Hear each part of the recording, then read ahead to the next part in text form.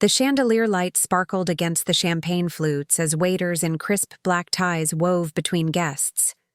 Laughter mixed with soft classical music, creating that perfect atmosphere of wealth and privilege. I stood by the bar watching my husband James work the room, his designer suit fitting him perfectly as he moved from one executive to another with practiced ease. This was his element, the annual Pinnacle Investments gala, where the city's financial elite gathered to congratulate themselves on another successful year. Before we jump in, tell us where you're tuning in from, and if this story touches you, make sure you're subscribed, because tomorrow I've saved something extra special for you. I smoothed down my midnight blue gown, the one James had specifically chosen for me. Something that will finally make you look like you belong, he had said with that smile that never quite reached his eyes. 6 years of marriage had taught me to recognize when he was being helpful versus when he was being cruel. Tonight, like most nights lately, the line was blurring. My name is Emma Mitchell, and 7 years ago I fell in love with a man who saw me as a project. James Mitchell, rising star at Pinnacle Investments, with his Ivy League education and family connections that stretched back generations. I was teaching kindergarten when we met, something James initially found adorable before gently suggesting I find something more suitable once we were married. That was the first red flag I ignored. "Emma, come here." James beckoned me over with a slight frown. "Victoria wants to meet you." I plastered on my best smile and crossed the room to where James stood next to Victoria Barnes, the formidable CEO of Pinnacle Investments. She was exactly as James had described her, elegant, intimidating, and scrutinizing me like I was a financial portfolio with questionable returns. "So this is the teacher," Victoria said, extending her hand. "James tells me you've been married. For 6 years now?" "Yes. Though I'm not teaching anymore," I replied, accepting her handshake. "I work with the Westlake Community Foundation now." Victoria's eyebrow arched. "Nonprofit? How fulfilling."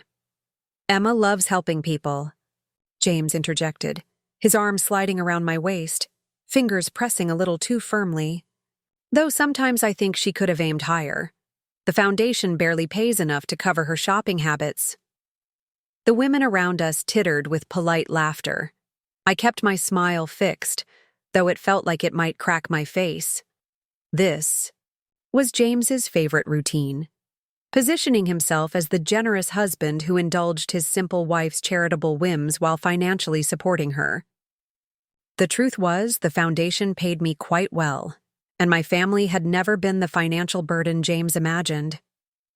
"Speaking of family," Victoria turned to me, "James mentioned your parents are coming to town next weekend. Will they be joining us for the partners' dinner on Saturday?" I felt James stiffen beside me. "Oh, Emma's parents aren't really comfortable in these kinds of settings," he answered for me. "They're more casual people."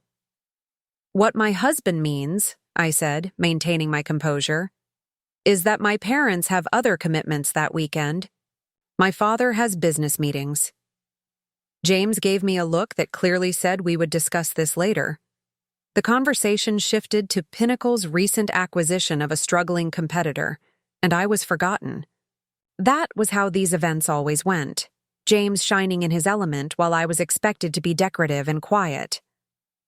Later that night, as our driver took us home to our luxury condo in the Heights, James loosened his tie and finally acknowledged the tension.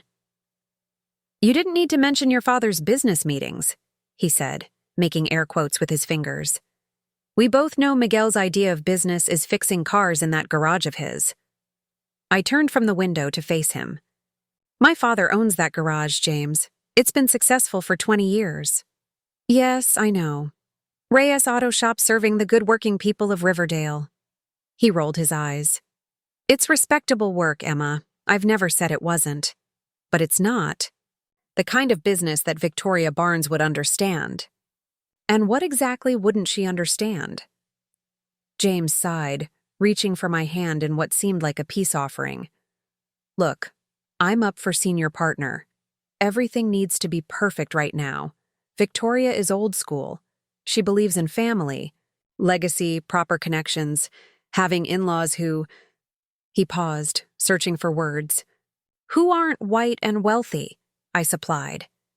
Don't put words in my mouth, he snapped. I'm not saying that. I'm saying that your family is different from the circles we move in, more down to earth. Low class is what you mean. My voice was quiet but firm. You've been dancing around saying it directly for years, but that's what you think. James ran a hand through his perfectly styled hair. Emma, be reasonable. Your parents are wonderful people, but they live in a completely different world from us, from the one I'm building for us. His voice softened. I'm doing all of this for our future, for the family we'll have someday. I turned back to the window, watching the glittering skyline of Westlake slide by. We'd had this conversation too many times. James believed he was elevating me, rescuing me from my humble beginnings. He couldn't see that my family had given me everything that mattered: love, support, values, things his prestigious upbringing had somehow failed to provide. The partners' dinner is important, James continued when I didn't respond. It's at the Grand Ballroom at the Westlake Hotel. Everyone who matters will be there. Victoria practically promised me the promotion if everything goes well. Congratulations, I said, meaning it despite my hurt. James had worked hard, regardless of his family connections. You deserve the recognition. He looked pleased, taking my response as a sign I was back on his side. Thank you, sweetheart. And don't worry about your parents. We'll have them over. For dinner soon, just the four of us. Something casual where everyone can be comfortable. I nodded, not trusting myself to speak. James thought he was being magnanimous, but he didn't realize how condescending he sounded. My parents had never been invited to our condo in the 3 years we'd lived there. Every family gathering happened at their home in Riverdale, with James checking his watch every 30 minutes and making excuses to leave early. The next morning, I called my mother while James was at the gym. ¿Cómo estás, mija? My mother's voice instantly warmed me, even through the phone. I'm okay, Mama, just missing you.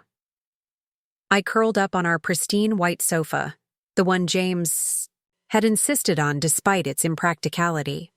How's Dad? Busy as always.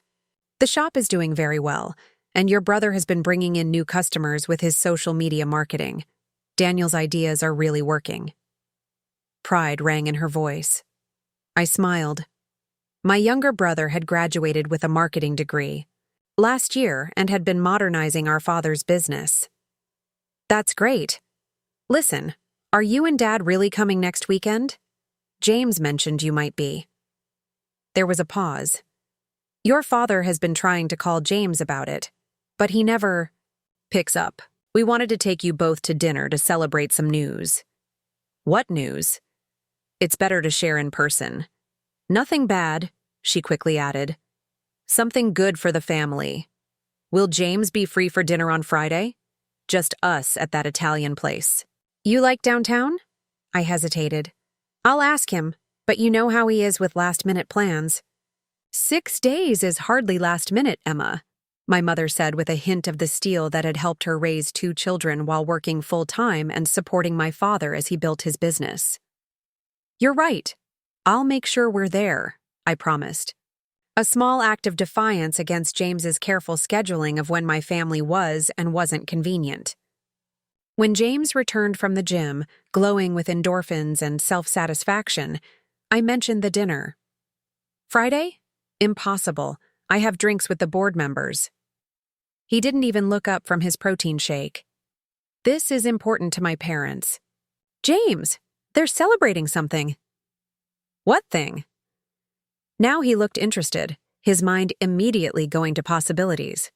Did your father finally decide to sell the shop and retire? The hopefulness in his voice stung. I don't know. They want to tell us in person. James sighed dramatically.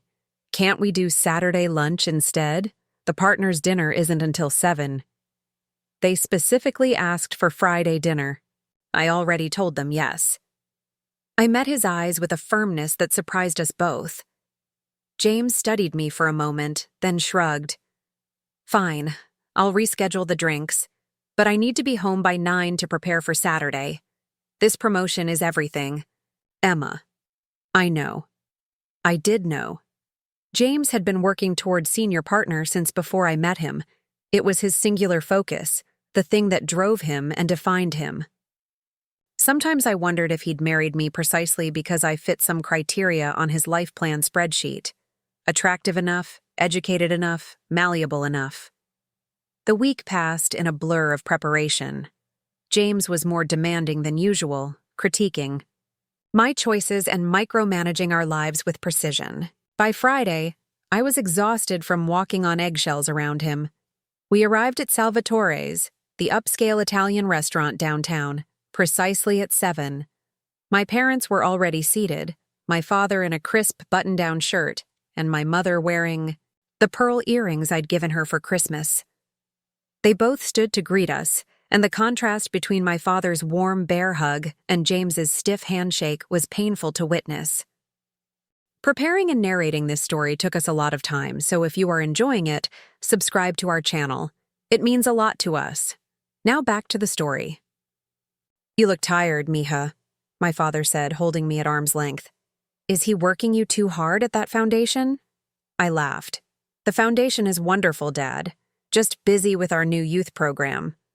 She's doing important work, my mother added with a pointed look at James, who was already studying the wine list. Very admirable, he murmured without looking up. My father cleared his throat. James, I've been trying to reach you.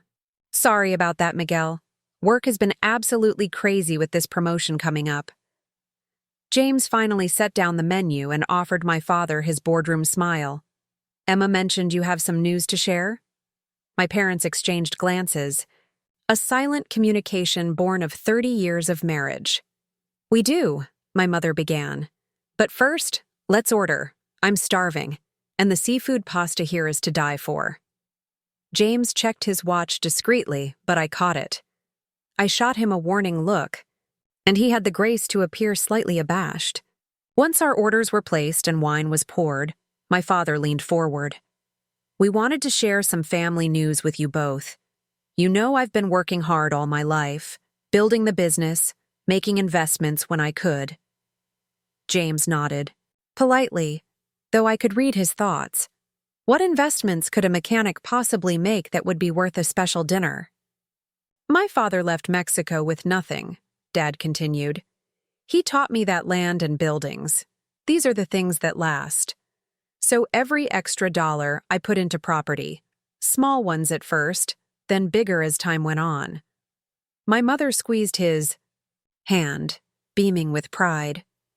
I'd always known my parents were comfortable, but they lived modestly by choice.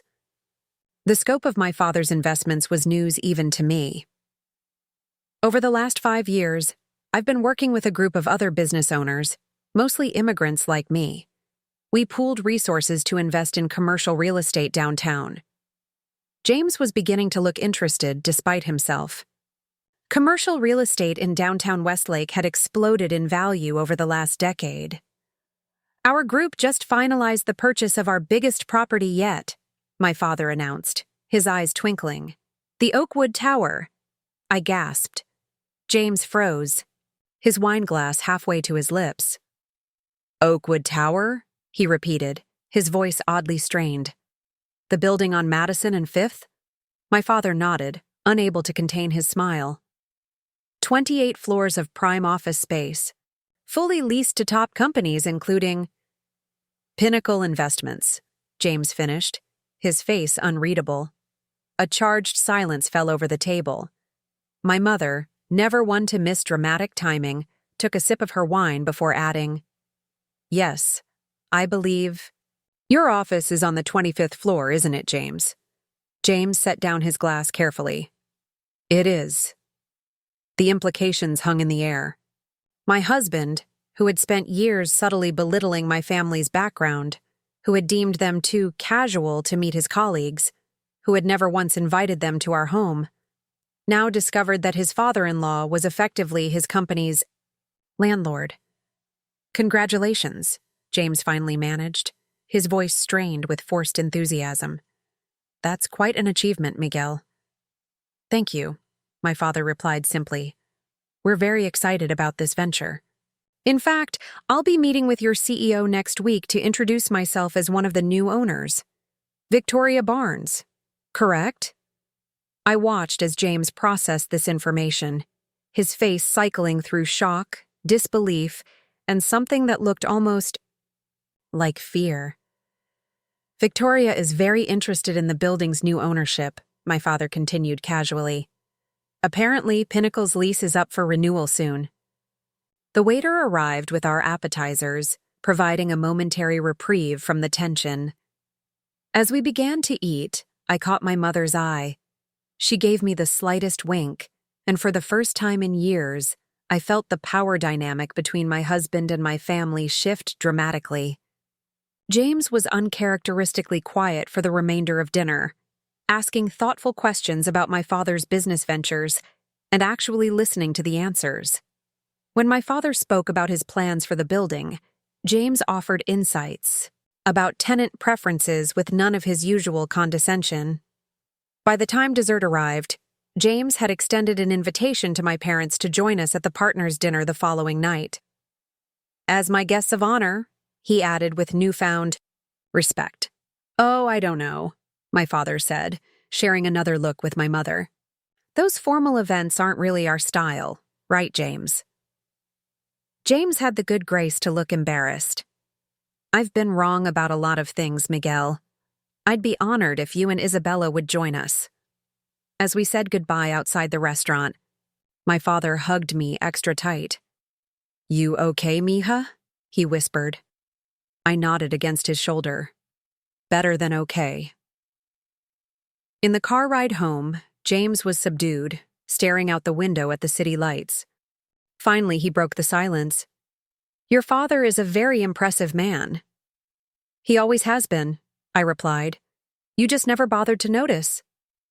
James turned to me, genuine remorse in his eyes for perhaps the first time in our marriage.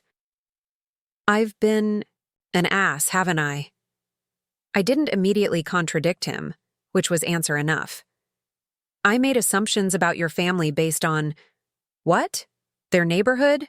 Your father's profession? God, Emma, I've been so blind." "Yes," I agreed simply. "You have." He reached for my hand, and I let him take it, though I wasn't ready to forgive quite yet. "I'm sorry. Truly sorry. I don't expect you to believe me right now, but I want to do better." I studied his face in the dim light of the passing street lamps. "This isn't about the building or my father's business success, James. It's about respect. My family deserved your respect regardless of what they owned or how much money they had." "I know," he said quietly. "I know that now." As our car pulled up to our building, I couldn't help but wonder if this revelation would truly change anything. James had just discovered that the family he had dismissed as low class was wealthy and influential enough to impact his career. Would it be enough to shift his worldview, or would he simply adjust his prejudice to exclude my family while maintaining it toward others? Only time would tell. But as I watched him thoughtfully looking up at the night sky, I allowed myself a small hope that perhaps this embarrassing revelation might be the beginning of real change for James. And for us. The morning of the partners. Dinner arrived with an unusual atmosphere in our condo. James was different, attentive, almost nervous as he asked if my parents needed a ride to the venue, if there was anything specific they might enjoy. It was jarring to witness this transformation, his sudden interest in people he'd spent years avoiding. "Your father might appreciate the Macallan 25, he mused while adjusting his cufflinks. "The Westlake has an impressive selection." I watched him from the vanity mirror as I fastened my earrings.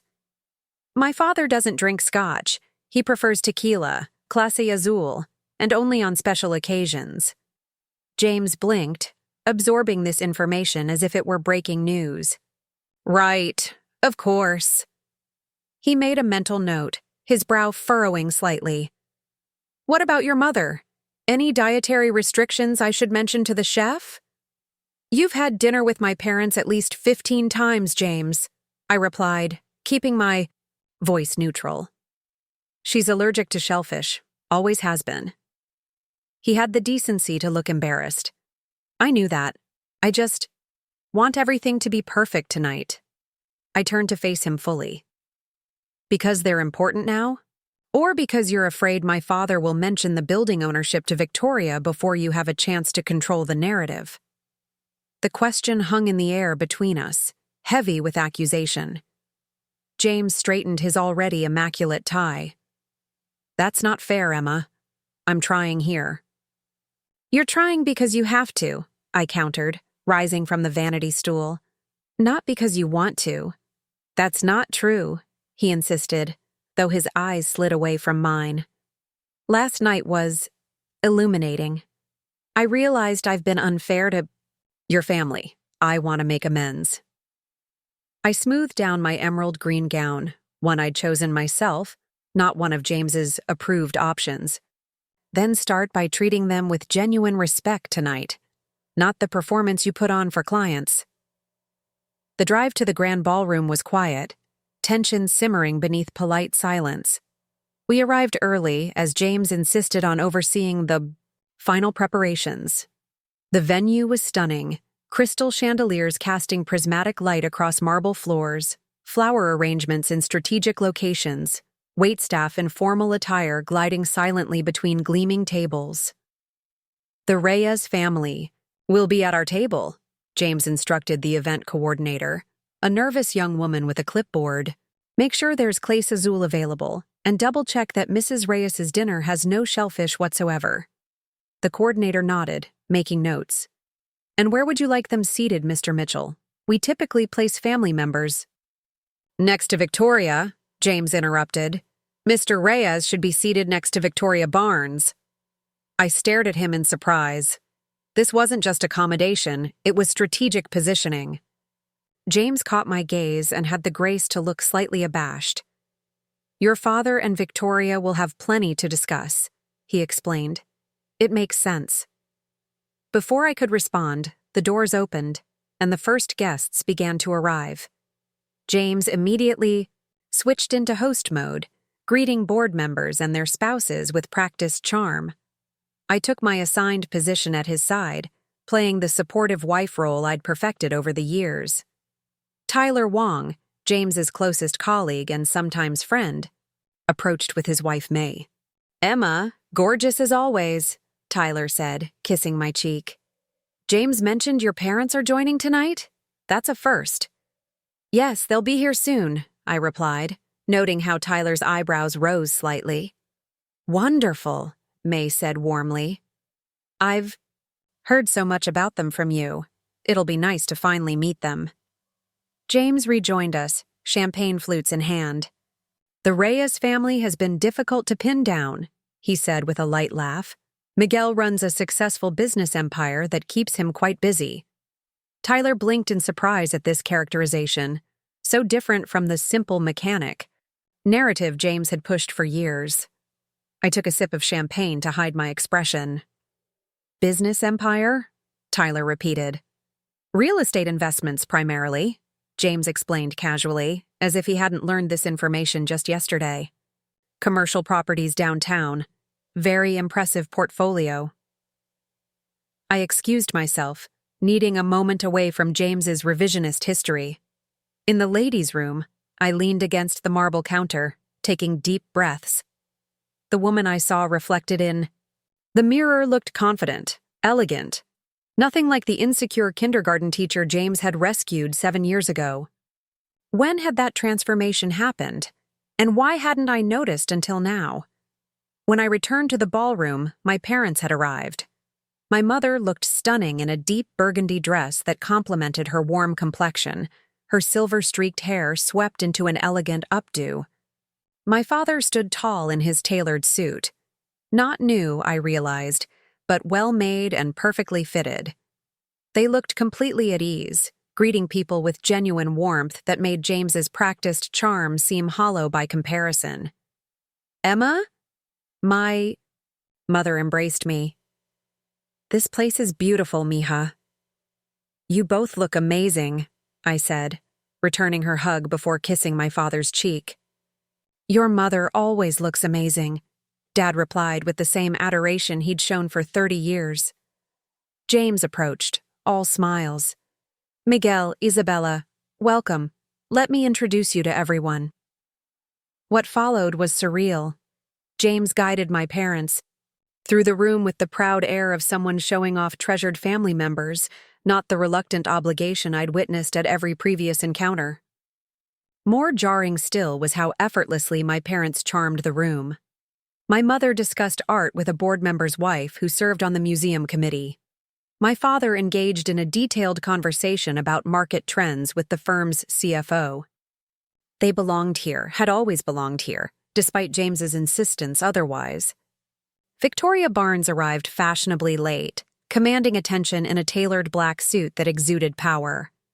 James immediately steered my parents toward her. "Victoria, may I introduce my father-in-law, Miguel Reyes, and his lovely wife, Isabella?" Victoria's perfectly arched eyebrow rose slightly. "Miguel Reyes? From the Oakwood Tower Investment Group?" My father smiled, extending his hand. "The very same. A pleasure to meet you properly, Ms. Barnes. I believe we have a meeting scheduled next week." "Indeed we do," Victoria replied, her calculating gaze reassessing everything she thought she knew. I wasn't aware of the connection to James. "My son-in-law can be modest about family ties," my father said with a pointed look at James that only we would understand. Victoria laughed, a genuine sound rarely heard in these settings. How refreshing. James has many qualities, but modesty isn't usually among them. James maintained his smile, though I noticed the slight tightening around his eyes. "Family is everything, isn't it?" he said smoothly. "Absolutely," Victoria agreed, taking my mother's arm. "Isabella, you must tell me how you raised such a poised daughter. Emma always stands out at these functions, authentic in a sea of pretense." My mother beamed with pride, and I felt a rush of gratitude toward Victoria, who had never before acknowledged me so directly. The group moved toward our table, Victoria keeping my parents close as she introduced them to key board members. James leaned toward me, his voice low. "They're doing well." "They've always done well," I replied quietly. "You just never gave them the chance to show it." His jaw tightened, but he said nothing as we took our seats for dinner. The meal progressed smoothly, course after exquisite course served with practiced efficiency. My father captivated the table with stories of his journey from mechanic to business owner to real estate investor. My mother charmed everyone with her warmth and sharp observations. I watched James watching them, something shifting behind his eyes with each passing moment. When Victoria tapped her glass for attention, the room quieted. This was the moment, the announcement of the new senior partner that James had worked toward for years. Pinnacle Investments has always been about recognizing excellence, Victoria began, standing regally at the head of the table. Tonight, we celebrate not just our financial success, but the people who make that success possible. James straightened imperceptibly, his expression carefully neutral, despite the anticipation I knew he felt. "Leadership comes in many forms," Victoria continued. "Sometimes it's about making the bold moves, taking the risks that others shy away from. Sometimes it's about having the wisdom to recognize opportunities that others miss." She paused, surveying the room.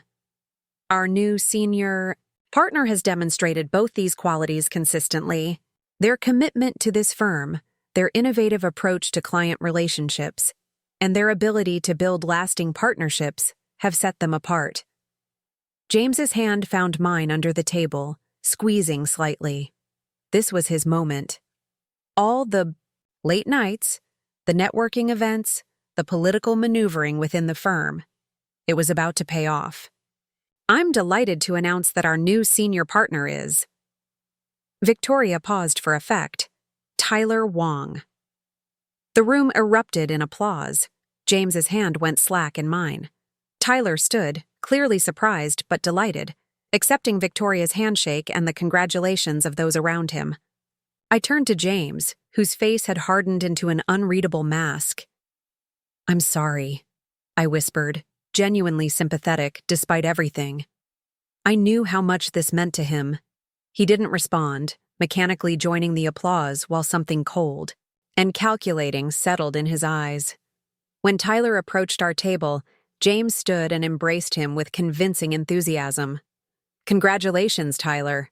Well deserved," he said, his voice betraying nothing of his disappointment. "Thanks, man. I was sure it would be you," Tyler replied, his sincerity making it worse somehow. "Clearly Victoria made the right choice," James said smoothly. The remainder of the evening passed in a blur of forced pleasantries and champagne.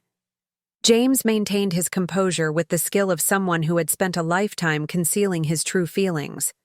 Only I could see the devastation beneath the performance. My parents, sensitive to the undercurrents, made their graceful exit shortly after dessert was served. My mother hugged me tightly, whispering, "Call me tomorrow, mija. We need to talk." I nodded, watching as James shook my father's hand with perfect politeness. "Thank you both for coming. It meant a great deal to have you here." Once they were gone, James circulated the room one final time, congratulating Tyler repeatedly, laughing at Victoria's jokes, playing the good soldier. But when he thought no one was watching, his eyes followed Victoria with something close to hatred. We left just before midnight, the silence in the car thick with unspoken tensions. James stared out the window, his profile sharp in the passing streetlights. "It should have been me," he finally said as we neared our condo. "I know," I replied softly. "I'm sorry, James." He turned to me, his expression bitter. "Do you know what she told me when I asked her privately? That I lack genuine connection with people, that I'm all surface, no substance." He laughed hollowly. 5 years of playing her political games, and she feeds me that new age garbage. I remained silent, uncertain what response he wanted. "The worst part?" he continued, anger building in his voice. "She spent 10 minutes talking about how impressed she was with your father, how his authentic approach to business was refreshing, as if a mechanic who got lucky with real estate has anything to teach Pinnacle Investments." And there it was, the mask slipping, revealing the same old prejudice beneath. "My father didn't get lucky," I said quietly. "He worked incredibly hard and made smart decisions based on values you don't even recognize." "Values?" James scoffed. "Is that what we're calling it now?" The car pulled up to our building, and I got out without waiting for James. In the elevator, we stood on opposite sides, the distance between us far greater than the physical space. Inside our condo, James headed straight for the bar, pouring himself a generous scotch. I slipped off my heels, suddenly exhausted by more than just the late hour. "What did your mother mean when she said you need to talk tomorrow?" James asked. Abruptly. I shrugged. "I don't know. Family matters? Probably." "Family matters," he repeated, taking a long drink. "Like the fact that your father now has leverage over my entire career?" "That's not how my father operates," I said firmly. "He doesn't use people." "Everyone uses leverage, Emma. Some people are just more honest about it than others." I studied him, this man I had married, this person I had centered my life around for 7 years. Had he always been this cynical, this calculating? Or had I simply refused to see it? "I'm going to bed," I announced, unwilling to engage further.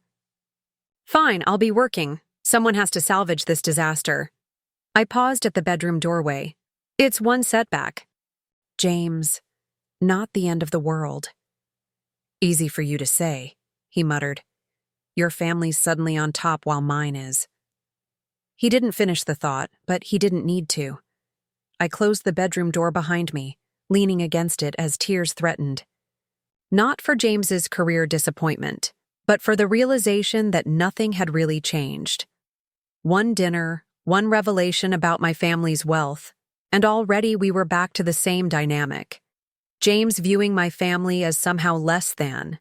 Even when evidence proved otherwise, I changed out of my gown mechanically, hanging it carefully before slipping into my night clothes.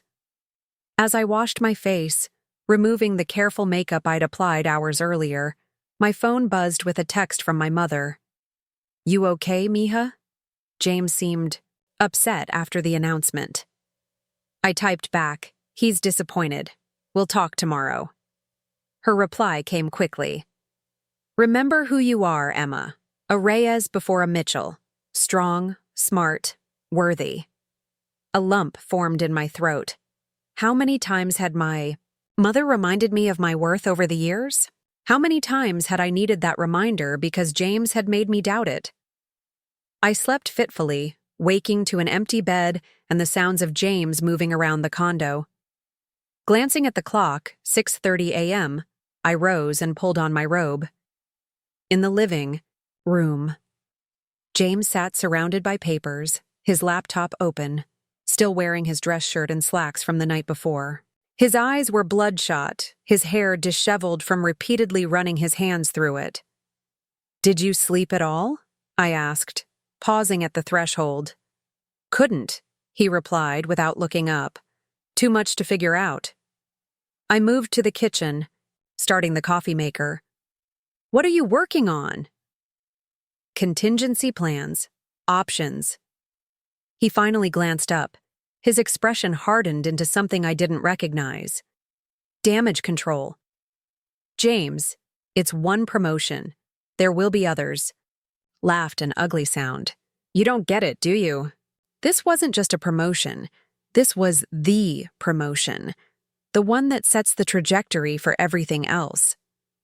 He gestured to the papers strewn about. 5 years of work, worthless now. I have to completely recalculate. I brought him a mug of coffee, setting it on the side table. Maybe this is an opportunity to reassess, to think about what really matters. "What matters?" he repeated, his tone scathing. "Let me tell you what matters, Emma. Success matters. Position matters. Respect matters. And family? Does that matter?" His eyes met mine, something cold and calculating in them. Family is a tool, like everything else. I see that clearly now. A chill ran through me. "What does that mean?" "It means," he said, setting aside his papers, "that I've been approaching this all wrong. Your father's position as part owner of our building is leverage. Victoria clearly respects him. That's an angle I haven't been utilizing properly." I stared at him in disbelief.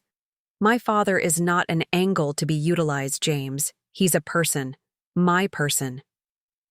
"Don't be naive," James snapped. "Everyone uses everyone. That's how the world works. That's how success happens." "Not in my world," I said quietly. "Not in my family's world." "Your family," he scoffed. "Suddenly they're business geniuses because they got lucky with some real estate?" And there it was again. The contempt barely hidden beneath the surface, revealed in a moment of stress. "My father built his success from nothing," I said, my voice steady despite the anger rising within me. "He worked 16-hour days fixing cars when I was growing up. He saved every penny, made smart investments, built relationships based on respect. Don't you dare diminish what he's accomplished." James waved a dismissive hand. "You've never respected my family," I said, the realization washing over me like cold water. "Not really. Last night wasn't about making amends. It was about using them for your benefit." James sighed dramatically, as if I were a child failing to understand a simple concept. "Emma, business is business. Your father has something I need. Now, influence with Victoria. What's wrong with leveraging that?" "Everything is wrong with it," I replied, my voice growing stronger. My father isn't a stepping stone for your ambition. Why not? James stood now, agitation making him pace. He'd benefit too. I could help him maximize his investment in the building, a mutually beneficial arrangement. Stop talking about him like he's some naive investor who needs your financial expertise. He's been in business longer than you've been alive. James laughed, the sound sharp and condescending. Running an auto shop isn't exactly high finance, Emma. I stood perfectly still, suddenly seeing with absolute clarity the man I had married. All these years, I'd made excuses for his behavior, justifying his thinly veiled disdain for my background, as stress or ambition or the product of his privileged upbringing. But the truth was simpler and uglier. James believed himself superior to my family. Always had, always would.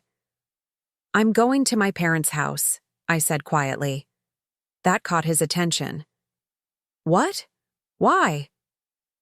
My mother asked me to come by this morning. They wanted to talk about something. His expression shifted, calculation replacing irritation. Good idea. Feel them out about the lease situation. Your father mentioned it expires soon. I stared at him, incredulous. I'm not going to spy. For you, James. It's not spying, he protested. It's gathering information that could benefit us both. If Pinnacle's lease terms change, it affects our future too. Our future, I repeated. Is that all you think about? The next rung on the ladder? Someone has to, he shot back. You're content with your little foundation job and weekend family visits, but I have bigger plans for us. The dismissal of my career, my passion, stung, but it wasn't new. James had always treated my work with the Westlake Community Foundation as a charming hobby, not a meaningful contribution. I'll be back later, I said, turning toward the bedroom to change. Don't wait up. Don't say anything to your father about Pinnacle that could complicate things, James called after me. This situation requires delicacy. I closed the bedroom door without responding, leaning against it as I took several deep breaths. 7 years of marriage, and somehow I'd never fully seen the depth of James's disrespect until now. Or perhaps I'd seen it but chosen to ignore it, to accommodate it, to work around it. Not anymore. I dressed quickly in jeans and a soft sweater, the casual clothes feeling like armor after weeks of James-approved outfits for various corporate functions. Before leaving, I checked my phone to find another text from my mother. Coming by today? Dad made chilaquiles. The mention of my father's specialty breakfast brought an unexpected lump to my throat. Some of my earliest memories were of standing on a step stool in our kitchen, watching him prepare this dish on lazy Sunday mornings, explaining each step as if it were sacred knowledge passed through generations. I replied, on my way. Need to talk. Outside, the morning was crisp, winter sunshine bright but offering little warmth. I opted to walk the few blocks to the nearest coffee shop and order a rideshare from there, needing time to clear my head before seeing my parents. The coffee shop was busy with weekend customers, conversations and espresso machine noises creating a comforting background hum. I ordered a latte and found a small table by the window to wait for my ride. Emma? Emma Mitchell? I looked up to see May Wong, Tyler's wife, approaching with a coffee cup in hand. May, hi. I stood to greet her with a quick hug. Congratulations again to Tyler. The promotion is well deserved. May smiled, though it didn't quite reach her eyes. Thank you. It was unexpected. Tyler was sure James would get it. James, we'll be fine, I said automatically. The response trained into me after years of being the supportive corporate wife. May glanced around before asking, Mind if I join you for a minute? Please. I gestured to the empty chair opposite mine. She sat, setting her cup down carefully. I wanted to check on you, actually. Things seemed tense last night. I blinked in surprise. May and I were friendly but not close. our relationship defined by our husband's connection rather than any personal bond. "I'm fine," I said, the automatic response again. Then, reconsidering, "Actually, no. Things are complicated right now." May nodded, understanding in her eyes. I can imagine. Tyler was shocked by Victoria's decision. He said James was the obvious choice, had been promised the position essentially. "That's what James believed," I confirmed, sipping my latte. "Tyler thinks." May hesitated, lowering her voice. "He thinks Victoria changed her mind after meeting your father." My cup froze halfway to my lips. "What?" May leaned forward. Apparently, she was impressed by him. Really impressed. She told the board he represents the kind of authentic leadership Pinnacle should cultivate more of.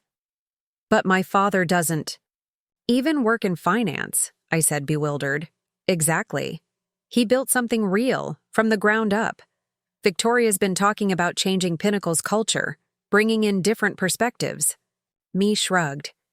"Tyler thinks she saw your father as the model for what she wants, and James as, well, the opposite," I finished. The irony was almost too perfect.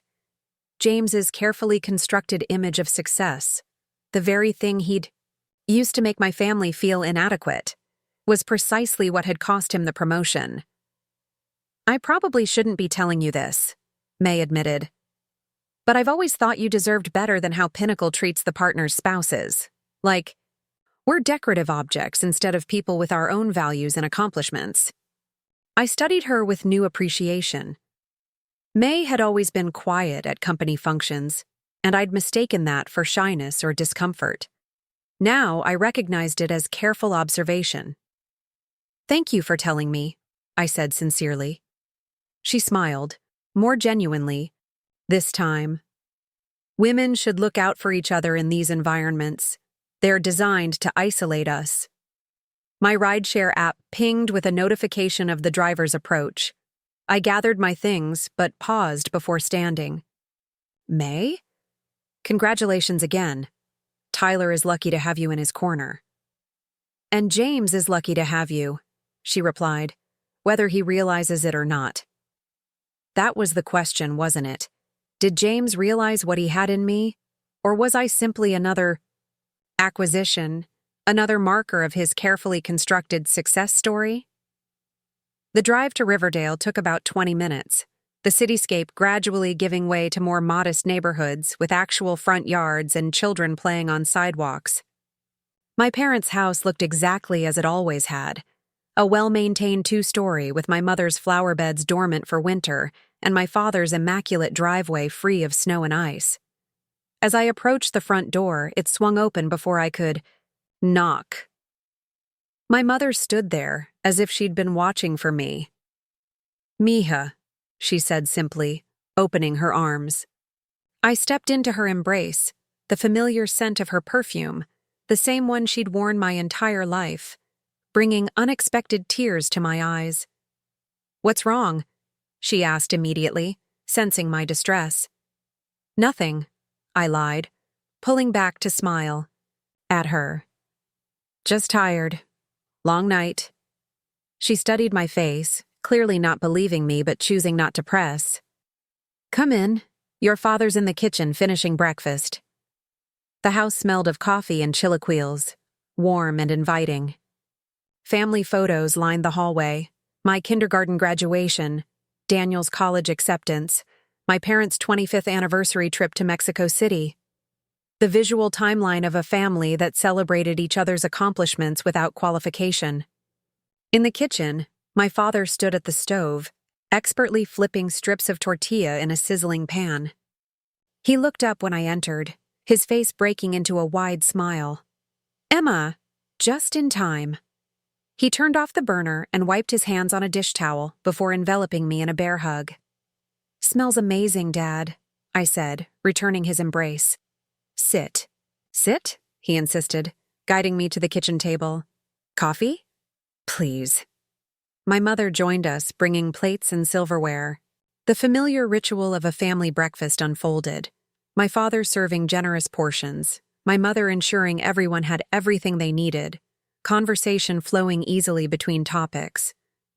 For a while, we simply enjoyed the food and each other's company. I found myself relaxing for the first time in days, the tension that permanently resided between my shoulder blades when I was with James gradually easing.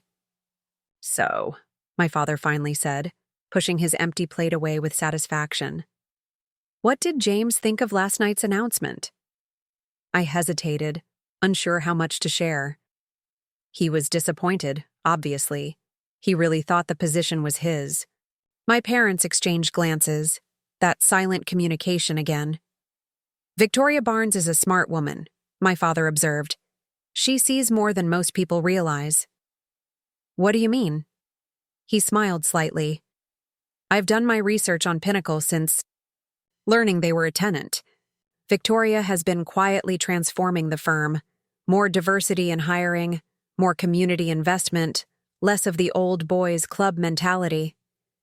"James represents the old guard," my mother added bluntly. "All polish, no substance." I winced. It wasn't untrue, but hearing it stated so plainly hurt nonetheless. "Your husband has many fine qualities," my father said, more diplomatically. "But authenticity isn't one of them." "Dad," I protested weakly. "It's not a criticism, Emma. It's an observation. The man I met last night was performing, playing a role he thought would impress me because of what I own, not who I am." I couldn't argue with that assessment. It was exactly what James had been doing. "You said you needed to talk," I deflected, not ready to discuss James further. "About something important?" My parents exchanged another look before my mother nodded. "Yes, we have a proposition for you." "A professional one," my father clarified. "You know the investment group I mentioned? The one that purchased Oakwood Tower?" I nodded. "We're establishing a foundation arm, a way to channel some of our profits into community development. Real estate investment often displaces people, drives up costs in neighborhoods. We want to counterbalance that." My interest was piqued. Community development was exactly what I focused on at the Westlake Foundation. "The board unanimously voted to offer you the executive director position," my mother continued. "Given your experience, your connections, and your passion for this work." I sat back, stunned. "You want me to run your foundation?" "You're the most qualified person we know," my father said simply. "And yes, you're my daughter, but this isn't nepotism. Everyone on the board reviewed your work independently before voting." "The salary would be double what you're making now," my mother added, "with full autonomy over programming and grants." My mind raced. It was a dream opportunity, the kind of position I'd always hoped to reach eventually, but had assumed was years away. I don't know what to say." "Say you'll consider it," my father suggested. "Take some time to think it through. Talk to James." The mention of my husband brought reality crashing back. James would hate this. He'd see it as charity from my family, as undermining his position as the primary breadwinner, as evidence that my parents were trying to control our lives. "When would you need an answer?" I asked. "End of next week?" my mother suggested. "We're hoping to announce the foundation's launch next month." I nodded, grateful for the breathing room. "I'll think about it. It's an amazing opportunity." "One more thing," my father said, his expression turning serious. "This position would require you to work directly with Victoria Barnes occasionally. Pinnacle is establishing a partnership with several downtown development projects." Of course, it was. The universe had a twisted sense of humor. "Would that be a problem?" my mother asked carefully. "Given James's situation?" "I don't know," I admitted. "I'll need to discuss it with him." Though I already knew how that conversation would go. James would either forbid me from taking the position outright or insist I use it as an opportunity to advance his interests at Pinnacle. Neither option sat well with me. After breakfast, my brother Daniel arrived, his energy filling the house immediately. At 26, he was the spitting image of our father in his youth. Same warm eyes, same confident stride. Unlike me, Daniel had never left Riverdale, choosing instead to modernize the family business while remaining deeply connected to the community. "Sis," he exclaimed, hugging me tightly. "Heard you brought the fancy husband to the fancy dinner. How'd that go?" "Daniel?" our mother warned. He grinned, unrepentant. "What?" "We can't pretend we don't all know James looks down on us." "He's making an effort," I defended automatically, then stopped myself. Why was I still making excuses for James? Daniel raised an eyebrow. "Right, because he found out Dad's his landlord." "That's enough," our father said firmly. "James is Emma's husband, and we respect her choices." Daniel held up his hands in surrender. "Sorry, sis. You know I just want you to be happy." "I know," I said, squeezing his hand. "And I am." Was I, though?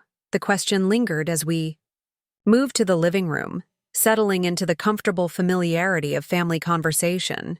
Daniel shared stories about the auto shop's expansion. My parents discussed their upcoming trip to visit relatives in Mexico, and I found myself laughing more than I had in months. Around noon, my phone buzzed with a text from James. "Updates?" No greeting, no questions about my family or how I was doing. Just a demand for information that might benefit him. I slipped the phone back into my pocket without responding. "Everything okay?"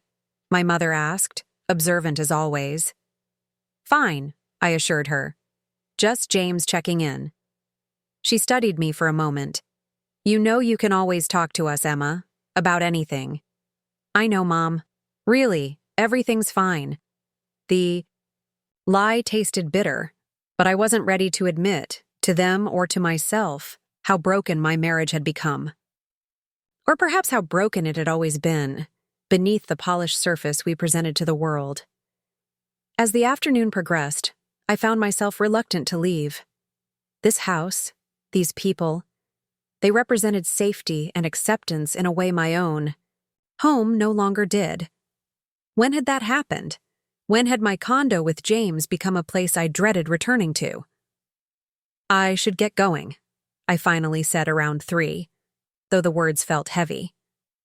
"Think about our offer," my father reminded me as he walked me to the door. "No pressure, but know that it's a real opportunity, not family charity." I nodded, kissing his cheek. "I will, Dad. Thank you for believing in me." "Always have, always will," he replied simply. Outside, I decided to walk for a while before calling a ride. The Riverdale neighborhood was quiet on this winter afternoon. Occasional children's laughter drifting from backyards or the small park at the center of the community. I found myself at that park almost without conscious decision, sitting on a bench overlooking the empty playground. My phone buzzed again. "James. Call me. Important developments." I sighed but dialed his number. He answered immediately. "Finally," he said without preamble. "Where have you been all day?" "With my family, as I told you this morning." Right. Listen, we need to talk strategy. Tyler called. He wants to meet for drinks tonight. Says he has information about Victoria's decision that could help me reposition." "James," I said wearily.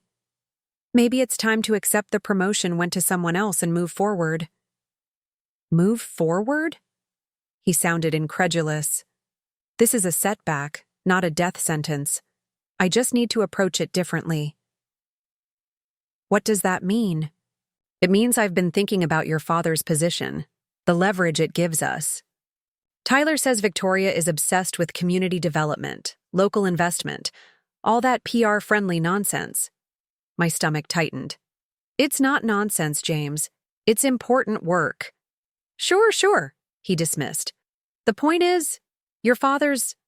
Investment group could be positioned as exactly the James, I interrupted, my patience finally evaporating. I don't want to use my father as leverage for your career. You're not thinking clearly, he replied, his tone shifting to the one he used when explaining supposedly complex concepts to me. This isn't about using anyone. It's about mutually beneficial relationships. Business 101. My relationship with my father isn't business, I insisted.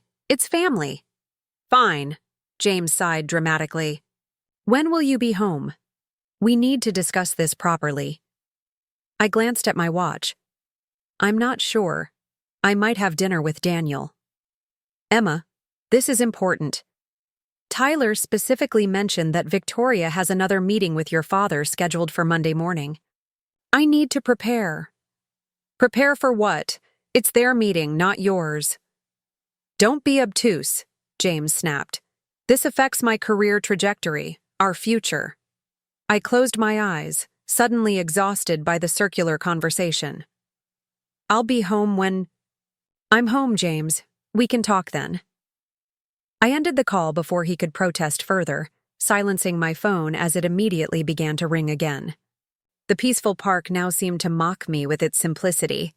Children playing without agenda, parents watching without calculation, life unfolding without strategic positioning. Despite what I'd told James, I had no plans with Daniel. Instead, I found myself walking toward downtown Riverdale, drawn to the small business district that had been revitalized in recent years. The auto shop, Reyes Automotive, occupied a prominent corner lot, its brick facade freshly painted, its large windows showcasing a modern reception area that contrasted with the vintage sign above the door. The bell chimed as I entered, and Manuel, my father's longest-serving mechanic, looked up from the computer at the front desk. "Miss Emma," he exclaimed with genuine pleasure. "What brings you by on a Saturday?" "Just in the neighborhood," I replied with a smile. "Is Daniel around?" "In the back office working on some new marketing thing. Go on through." I made my way past the surprisingly busy shop floor, nodding to familiar faces as I went. My brother's office, formerly a small storage room that he'd transformed into a modern workspace, had its door ajar, music playing softly inside. "Knock, knock," I called, pushing the door open wider.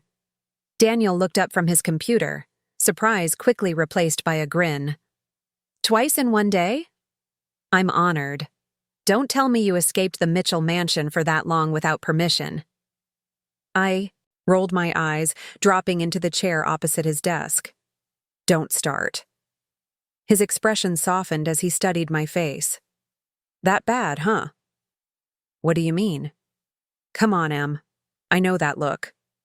It's the same one you had when you were 10 and Sophia Martinez said your science project was stupid, but you pretended it didn't hurt." I laughed despite myself. "I forgot how annoyingly perceptive you are." "It's a gift," he agreed, leaning back in his chair. "So what's going on, for real this time?" Maybe it was the familiar surroundings, or Daniel's genuine concern, or simply the accumulated weight of too many realizations in too short a time. But suddenly the walls I'd carefully constructed around my marriage crumbled. "I don't think James respects me," I said quietly. "Or any of us. I don't think he ever has." Daniel's expression remained neutral, but his eyes flashed with something like vindication. "Go on." "Last night at the dinner, he didn't get the promotion he was counting on. When we got home, he immediately started talking about using Dad's position as building owner to leverage his way back into Victoria's good graces." I shook my head, the words bitter on my tongue. He sees Dad as a tool, not a person. "And this surprises you because..." Daniel let the question hang. I sighed. "It doesn't, I guess. Not really. But seeing it so clearly, without any pretense." I trailed off, unable to articulate the specific pain of having long-held suspicions. "Confirmed. You deserve better, sis," Daniel said simply. "You always have." "It's not that simple. We're married. We have a life together. Do you, though? He leaned forward, resting his elbows on the desk. From what I see, you have separate lives that occasionally intersect when it's convenient for him. The blunt assessment stung, partly because of its accuracy. You don't see everything, Daniel. True, he acknowledged. But I see how you change when you're around him, how you get smaller, more careful. He gestured to me now.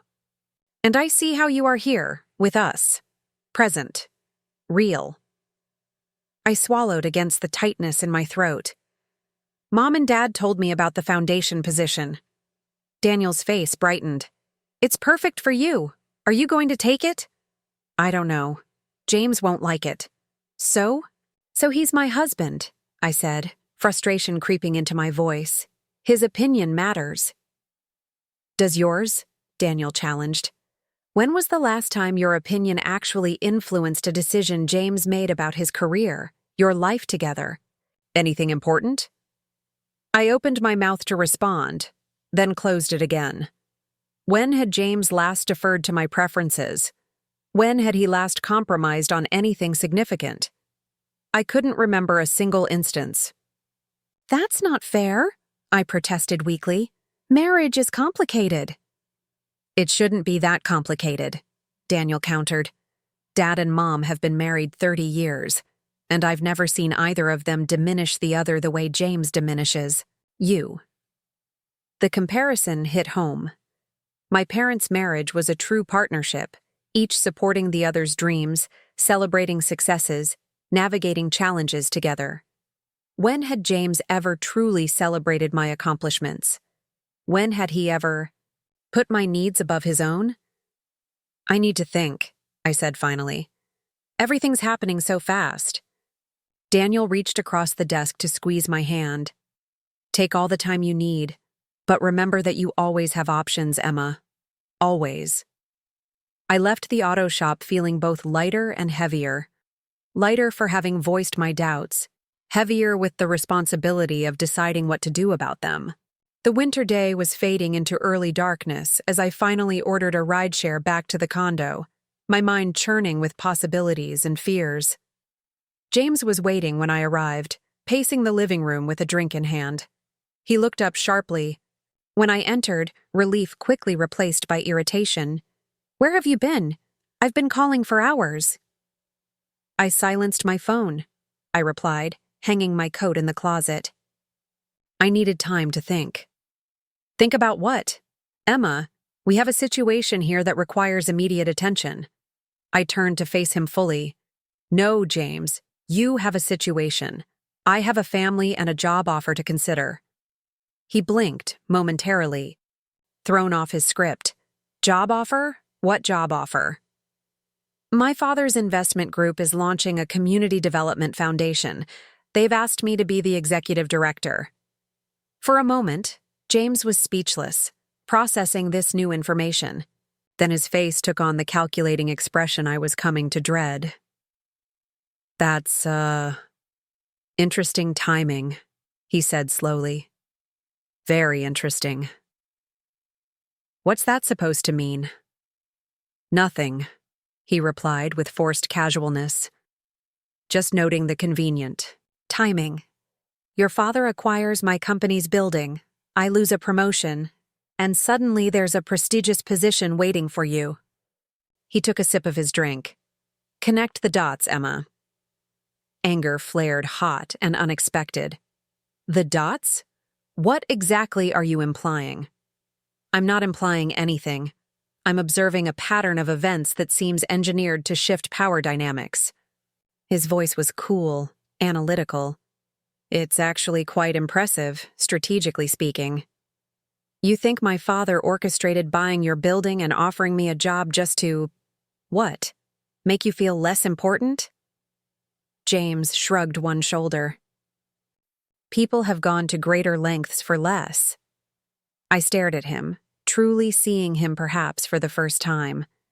This man, who viewed everything through the lens of power and manipulation, who couldn't conceive of actions motivated by anything other than strategic advantage, was a stranger to me. Not everyone thinks like you, James, I said quietly.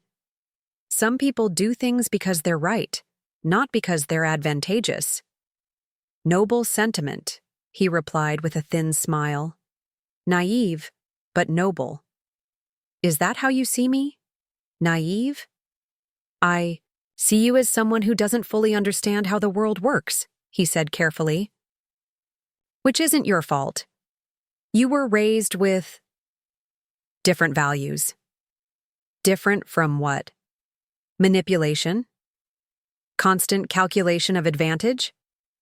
James sighed, setting down his glass. You're being emotional. Can we discuss this rationally? Oh, I'm being perfectly rational, I countered. I'm rationally observing that my husband thinks my family has orchestrated an elaborate plot against him, rather than accepting that maybe, just maybe, his own actions contributed to losing a promotion. His jaw tightened. Victoria made the wrong choice. Everyone knows it. Do they? Or is that just what you need to believe? Tyler himself said, I don't care what Tyler said, I interrupted. I care that you're so wrapped up in your professional disappointment that you can't even consider the foundation position might be a wonderful opportunity for me. James paused, visibly recalibrating. Of course it's a good opportunity for you, he said, his tone softening. I never said it wasn't. You immediately assumed it was about you, about undermining you. I was surprised, that's all. He moved toward me, reaching for my hand. Let's start over. Tell me about this position. I allowed him to lead me to the sofa, though I maintained a deliberate distance between us. It's exactly the kind of work I'm passionate about. Community, development, affordable housing initiatives, educational support programs. The salary is double what I'm making now, with full autonomy over programming. James nodded encouragingly. Sounds impressive. And I assume you'd be working closely with your father's investment group? Yes, and with community partners including… I hesitated. Including, James prompted, Pinnacle Investments. There's apparently a partnership forming with several downtown development projects. Understanding dawned in his eyes. So, you'd be working directly with Victoria? Potentially, yes. James sat back, something like genuine admiration crossing his face. Now I see it. Brilliant, actually. See what? The play. Your father puts you in position to influence Victoria directly, bypassing the normal corporate hierarchy. He shook his head, smiling slightly. I wouldn't have thought Miguel had that kind of strategic thinking in him. It's not a play, I said through gritted teeth. It's a job offer based on my qualifications and experience. Of course it is, James agreed too readily. But it also happens to create a direct line of influence that benefits your family's interests and, by extension, mine. I can't have this conversation, I said, standing abruptly. You're incapable of seeing anything except through the lens of advantage and manipulation. I'm seeing opportunity, James corrected, rising as well. For both of us.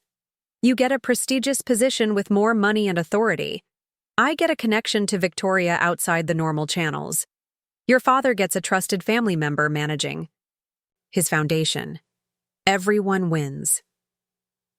Put that way, it sounded so reasonable, so logical. But something fundamental was missing from his analysis. Something about dignity, autonomy, respect. Would you support me taking this position even if it didn't potentially benefit your career? I asked directly. James hesitated just a fraction too long before saying, Of course.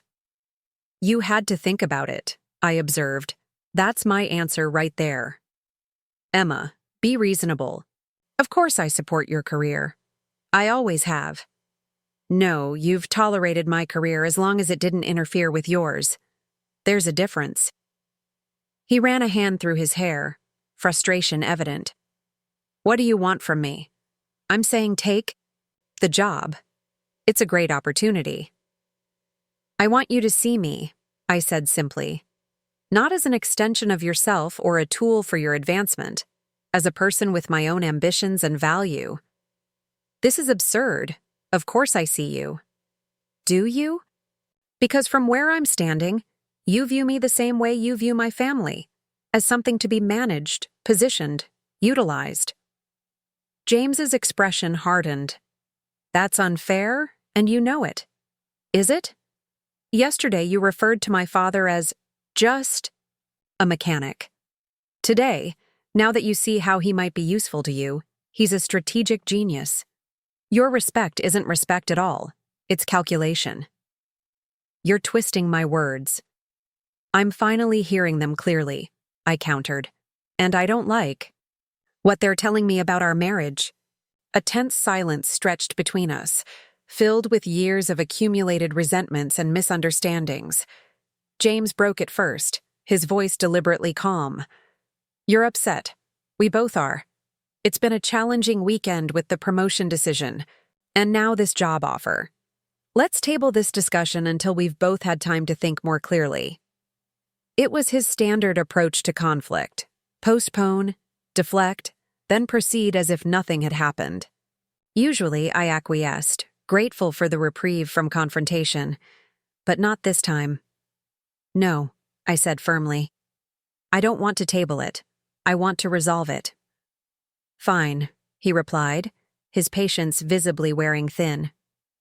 What exactly do you want to resolve? I want to understand if you've ever truly respected me or my family, or if we've always been props in the narrative you've constructed about your life. James stared at me, genuine confusion in his eyes. Where is this coming from? We've been married for 7 years. If you felt this way, why wait until now to bring it up?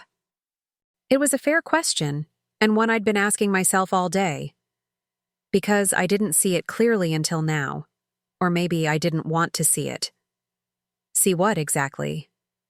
The pattern, the constant subtle digs about my family's background. The way you position yourself as having rescued me from a life of teaching kindergarten. The fact that my parents have never once been invited to our home. My voice grew stronger with each example.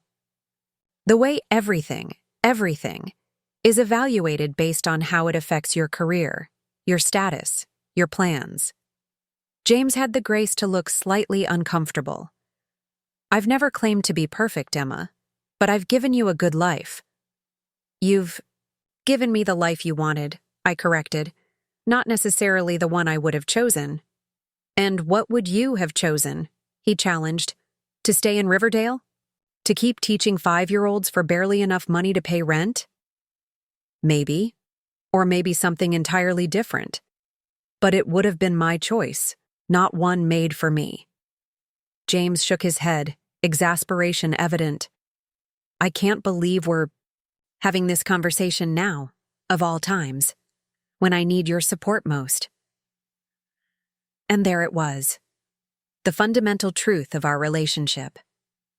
My role was to support him, to advance his interests, to fit into the spaces left after his needs were met. Never the reverse. I'm taking the foundation position, I said suddenly, the decision crystallizing in that moment. James studied my face, gauging my resolve. Okay, he said carefully. We can make that work, but we need to be strategic about how— No, I interrupted. I'm taking it for me. Not as part of some coordinated effort to benefit your career. Just for me. Because it's what I want. Emma, and I'm going to stay with my parents for a few days. I continued, the words coming more easily now. I need space to think about what I want from this marriage going forward. Alarm flashed across his features. You're leaving? Now? Over one disagreement?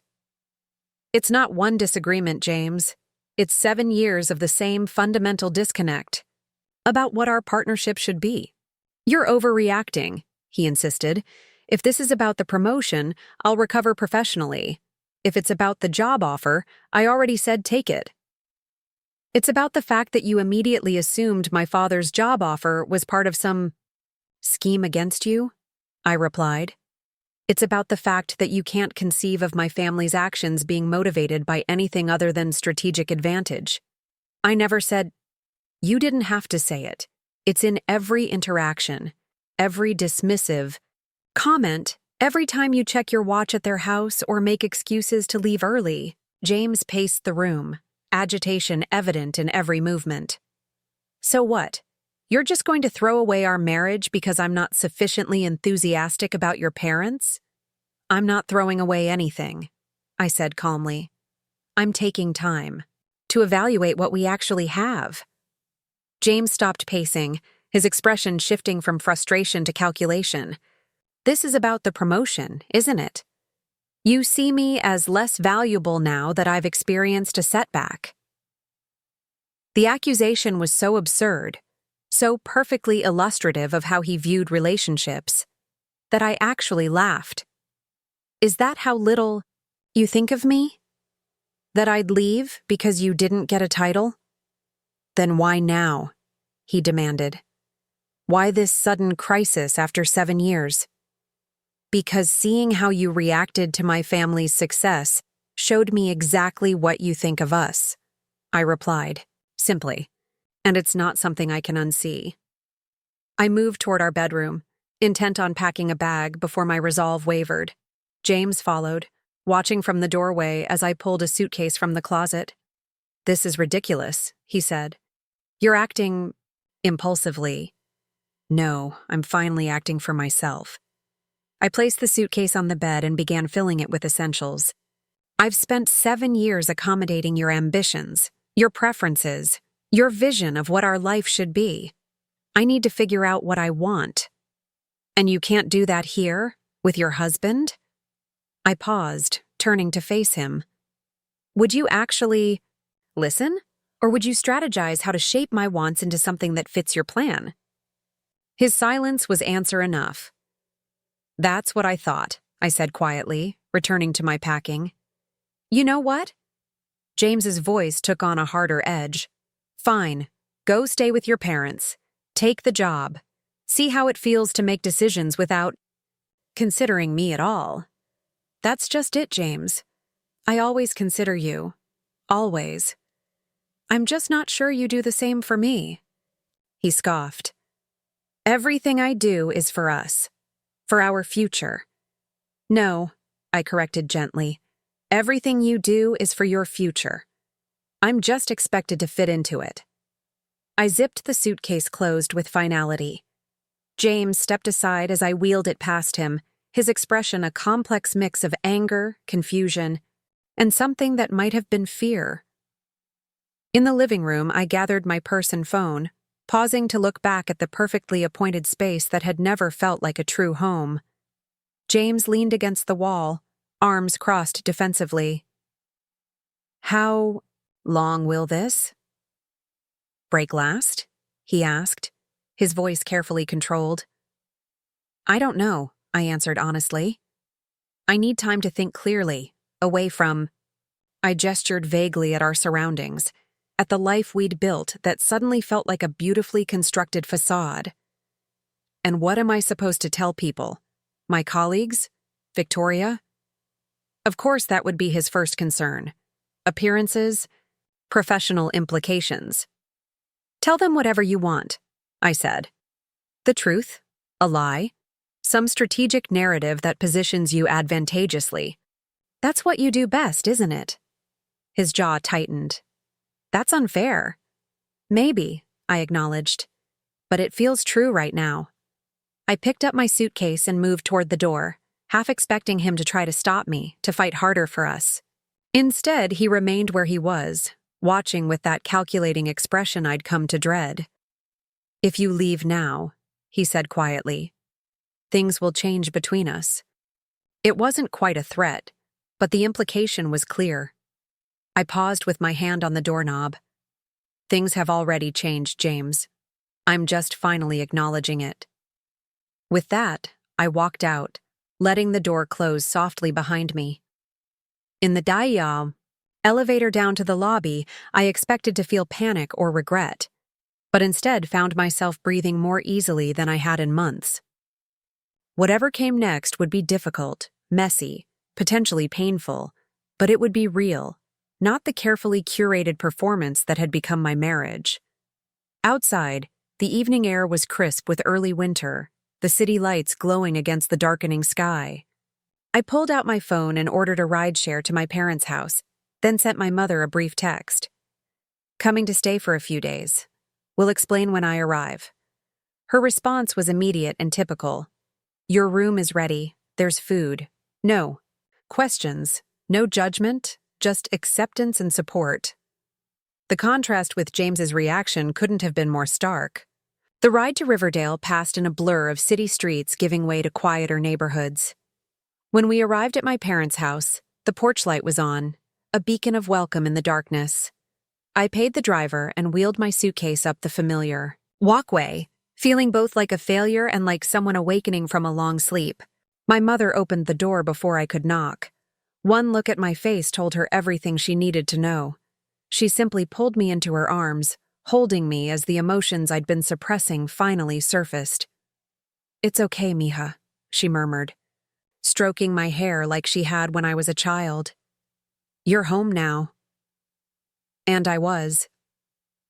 The next morning, I woke in my childhood bedroom, momentarily disoriented by the familiar surroundings. Sunlight filtered through the curtains I'd chosen as a teenager, casting patterns on walls still decorated with framed certificates and photos from another life. For several minutes, I simply lay there, processing the events of the past few days, and the decision I'd made. My phone, plugged in on the nightstand, showed several missed calls and texts from James. I ignored them for now, not ready to engage with his particular brand of logical manipulation. Instead, I scrolled to an email that had arrived late last night from Victoria Barnes, with the subject line, "Foundation position, congratulations." Curious, I opened it. "Emma, Miguel mentioned he's offered you the executive director position for the new Community Development Foundation." I wanted to personally express my enthusiasm for this possibility. Your work with the Westlake Foundation has been impressive, and I believe you're exactly what this initiative needs. I look forward to potentially working together on several projects in the coming year. If you decide to accept, perhaps we could meet for coffee next week to discuss areas of collaboration between Pinnacle and the Foundation. Regardless of your decision, I wish you all the best. Victoria. I read the email twice, somewhat stunned by its warmth and the professional respect it conveyed. In 7 years of being married to James, Victoria had never addressed me directly, never acknowledged my work or capabilities. Yet here she was, reaching out colleague to colleague, separate from any connection to my husband. A knock at the door interrupted my thoughts. "Emma, coffee's ready when you are," my father called. "Be right there," I replied, setting the phone aside and stretching before getting up. Downstairs, my parents were already at the kitchen table, my father reading the newspaper the old-fashioned way, in print, while my mother finished a crossword puzzle. The normalcy of the scene was comforting. "Good morning," I said, pouring myself a cup of coffee before joining them. "Sleep okay?" my mother asked, studying my face with the careful attention only a parent can master. "Better than I expected," I admitted. My father set down his paper. "Want to talk about it?" I took a deep breath, then told them everything. James's reaction to the promotion loss, his immediate attempt to use my father's position for leverage, his dismissive attitude toward the foundation offer except as it might benefit him. I finished with our argument and my decision to leave, at least temporarily. When I was done, my parents exchanged one of their communicative glances. "I'm sorry, mija," my father said finally. "Marriage troubles are never easy, no matter the circumstances." "Are you upset with me?" I asked, suddenly feeling like a child seeking parental approval. My mother reached across the table to take my hand. "Why would we be upset? You're doing what you need to do for yourself." But I failed. My marriage is falling apart. "Emma," my father said gently, A marriage takes two people committed to each other's happiness and growth. If only one person is doing that work, it's not a partnership. You haven't failed, my mother added firmly. You've finally decided to value yourself as much as we value you. Tears stung my eyes at their unconditional support. I don't know what happens next. No one ever does, my father replied with a small smile. That's life. But whatever you decide, we're here. After breakfast, I retreated to the backyard, bundled against the winter chill, needing space to think. My phone buzzed with another text from James. We need to talk. This silence is childish and unproductive. Typical. Any behavior that didn't conform to his preferences was labeled immature or irrational. I was about to put the phone away again when it rang. Not James. This time, but Victoria Barnes. Surprised, I answered. Emma, thank you for picking up, Victoria said, her voice warm but professional. I hope I'm not interrupting your weekend. Not at all, I assured her, puzzled by the call. I sent an email last night but wanted to follow up personally. Your father speaks very highly of your work, and after reviewing your contributions to the Westlake Foundation, I share his enthusiasm. Thank you, I said, still wondering about the purpose of the call. I'll be direct, Victoria continued. I believe the foundation position would be perfect for you, and I'm eager to establish a working relationship. However, I'm aware of the complications that might arise given James's situation at Pinnacle. So that was it. She was concerned about professional boundaries and conflicts of interest. I understand your concerns, I began. Oh, I'm not concerned for myself, Victoria interrupted with a light laugh. I'm concerned for you. Working with your husband's company after he was passed over for promotion could create tensions. I wouldn't want that to impact your decision about a position you're clearly qualified for. Her consideration caught me off guard. That's very thoughtful. Honestly, Emma, I've always been impressed by you. You have a genuineness that's rare in our circles, much like your father. There was a pause before she added, If I may speak candidly, please do. I've worked with James for 5 years. He's technically brilliant, politically savvy, and extraordinarily ambitious. Another pause. But those aren't the qualities Pinnacle needs in leadership right now. We're shifting toward a more community-focused approach, emphasizing relationships over transactions. Tyler embodies that philosophy. James doesn't. I wasn't sure how to respond to such direct criticism of my husband, however accurate it might be. I hope that doesn't offend you, Victoria continued when I remained silent. I simply want to be transparent about why the promotion decision went as it did. It wasn't personal or arbitrary. I appreciate your honesty, I said, finally. And I understand the decision, even if James doesn't. Will you consider the foundation position? Your father mentioned you were still deciding. I am, I confirmed. It's a complex situation right now. Of course, Victoria said smoothly. Take all the time you need. The offer stands regardless.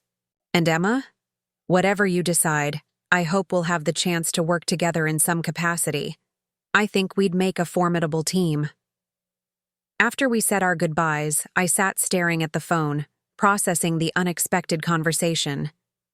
Victoria Barnes, the intimidating CEO who had barely acknowledged my existence for 7 years, had just offered me professional respect and something approaching personal regard.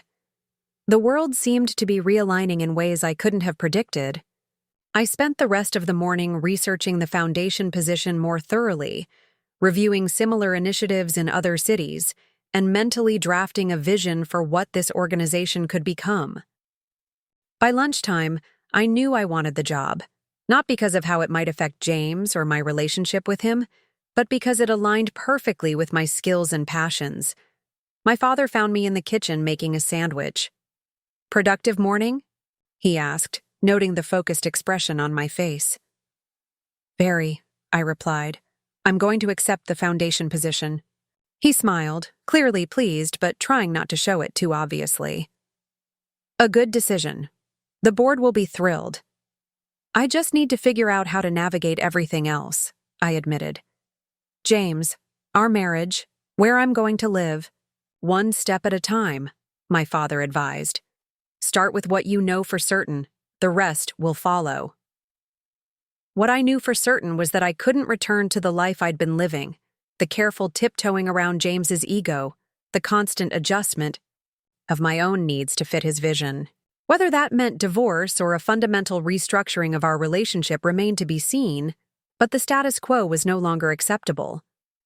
Around mid-afternoon, my phone rang again. James. After letting it go to voicemail twice already, I decided it was time to talk. Hello, James.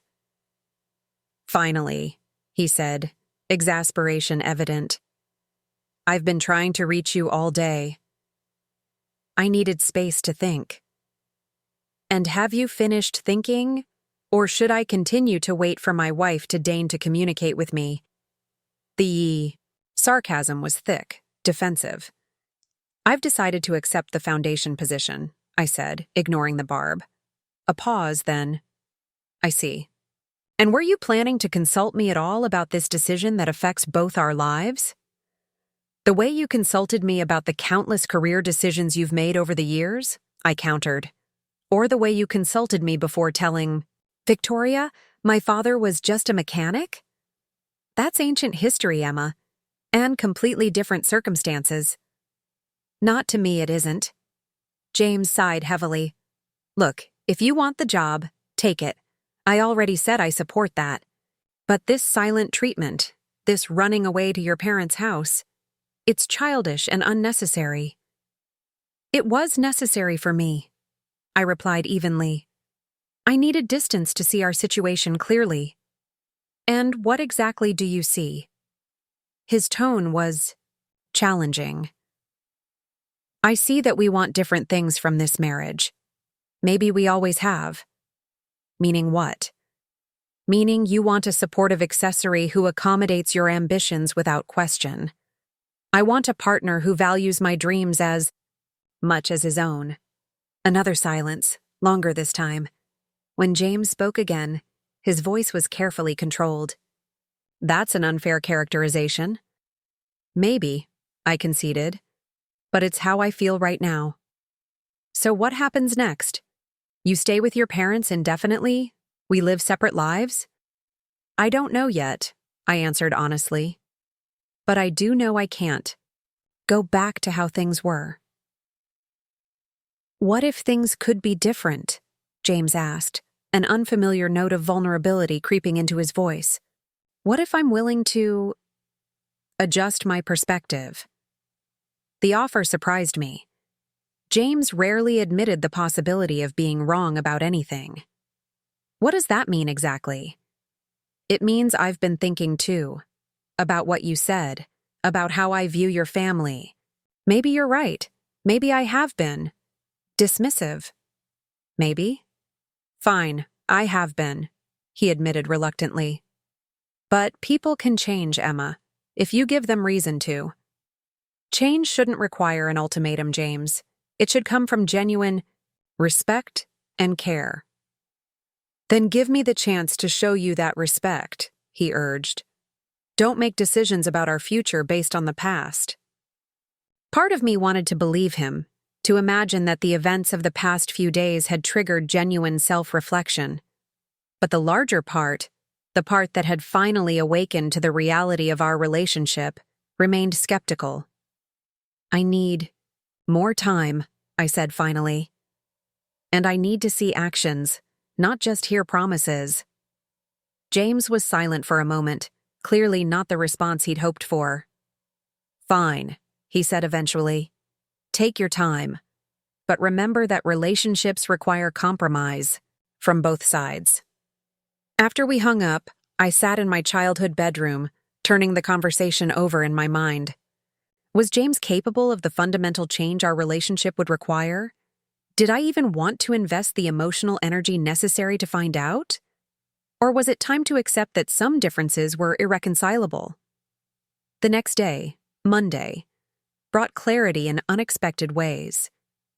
I was helping my mother with some garden prep for spring, enjoying the simple physicality of the work, when my phone buzzed with a text from Tyler's wife, May. "Are you okay? Heard you left. Here if you need to talk." I was touched by her concern, especially given her connection to James through Tyler.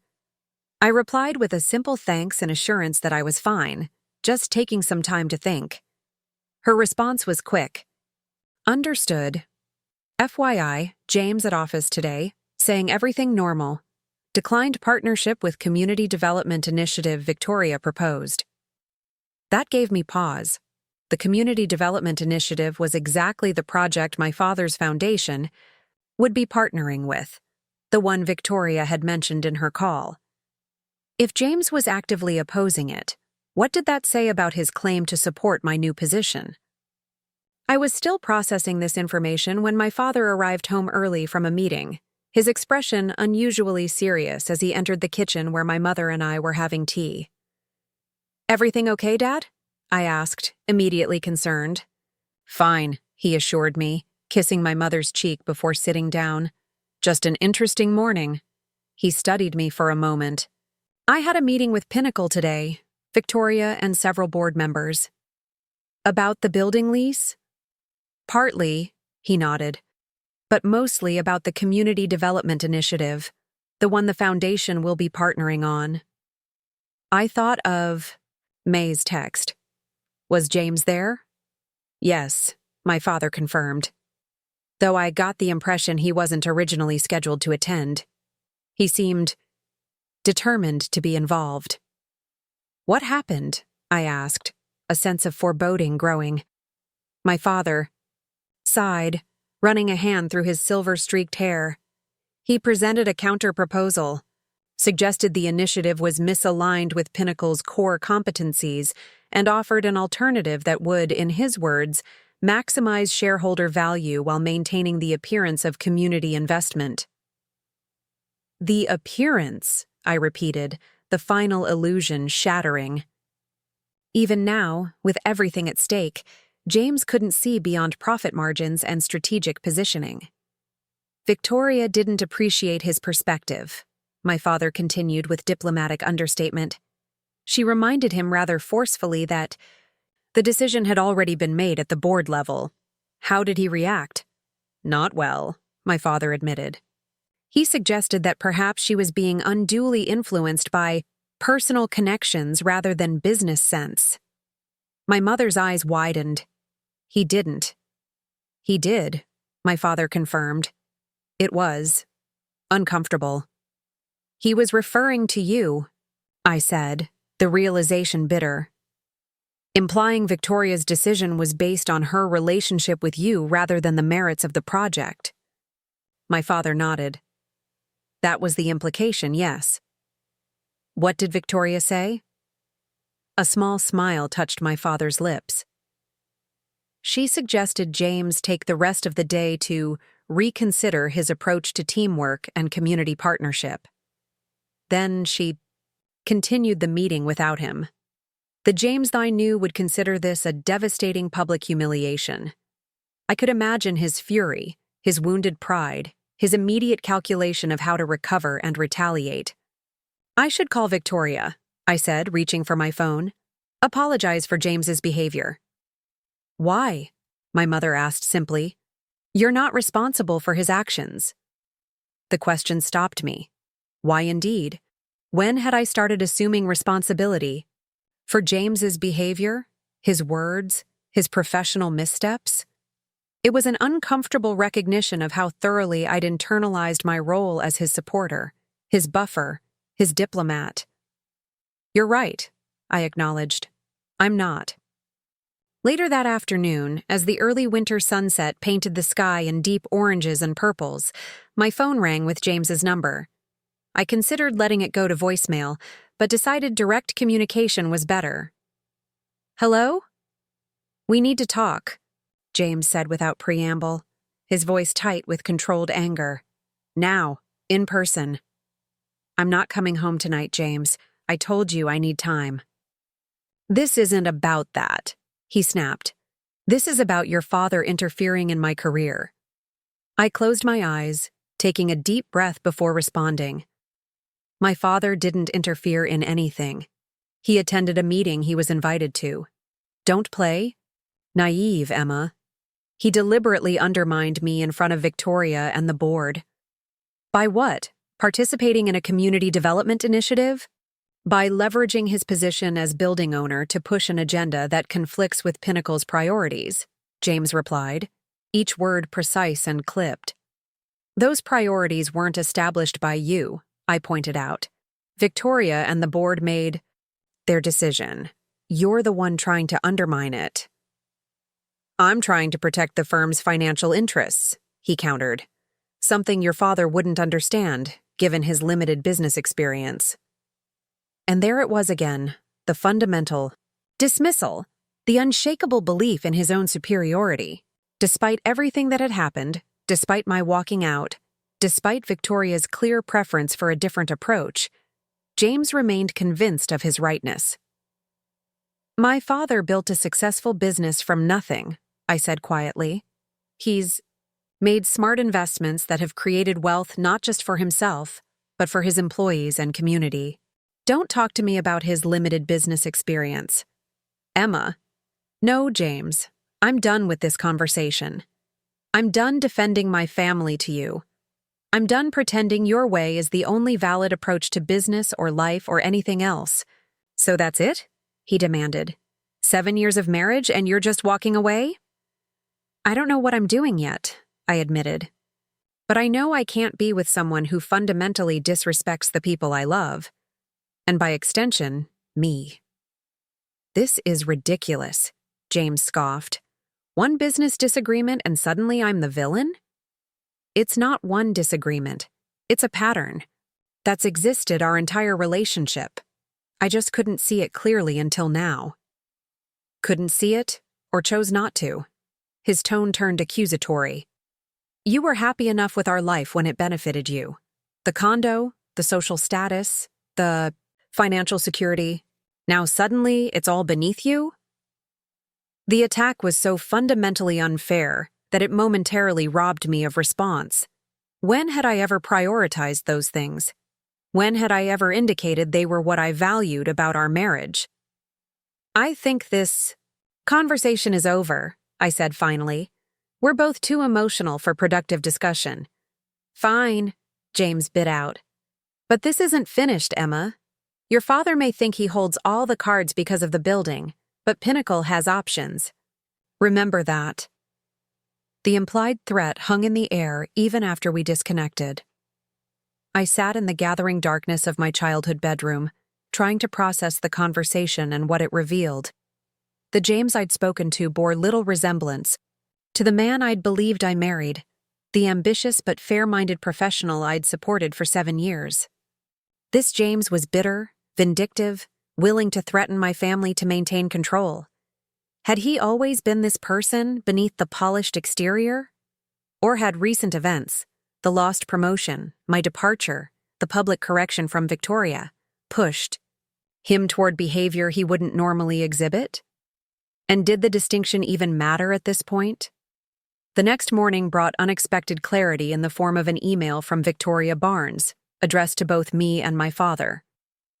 Miguel and Emma, I wanted to follow up on yesterday's meeting and clarify Pinnacle's position regarding the Community Development Initiative. The board remains fully committed to this partnership, which we believe represents not just good corporate citizenship, but sound long-term business strategy. Regarding yesterday's interruption, please be assured that James Mitchell was not speaking for Pinnacle Investments. His views do not reflect our corporate values or direction. Steps have been taken to address this disconnect. Emma, I sincerely hope you'll accept the foundation position regardless of personal complications. Your expertise would be invaluable to this initiative. I'm available to discuss any concerns either of you might have. Victoria Barnes, CEO, Pinnacle Investments. I read the email twice, wondering what steps have been taken meant exactly.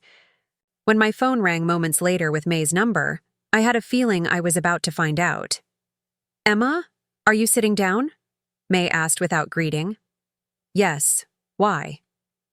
"James has been placed on administrative leave, effective immediately." I sank onto my bed, genuinely shocked. "What? Why?" "Officially for actions contrary to company policy and direction," May replied. "Unofficially? He threatened to leverage client relationships against the firm if Victoria didn't reconsider the community initiative approach." "He what?" "Tyler was in the room," May continued. "He said James completely lost it after yesterday's meeting, went to Victoria's office and basically said either she backs his approach or he'll take key clients with him to a competitor." I closed my eyes, imagining the scene. James's cold fury, his absolute certainty that his value to the firm would force Victoria's hand. It was the ultimate miscalculation. "What happens now?" I asked. "No one knows for sure," May admitted. "But Tyler thinks the leave is just a prelude to termination." "Victoria's furious, not just about the threat, but about how James spoke to your father in the meeting. Apparently, she's been watching him more closely since the partners' dinner. This is—" I trailed off, unable to find adequate words. "A complete disaster," May finished for me.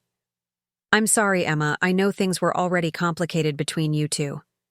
After we hung up, I sat motionless, absorbing the implications. James's career at Pinnacle was likely over. The very thing he'd built his entire identity around, sacrificed for, prioritized above all else, and he'd destroyed it himself, with his arrogance and inability to adapt. I should have felt vindicated. Instead, I felt a complex mix of sadness, concern, and, if I was honest, relief.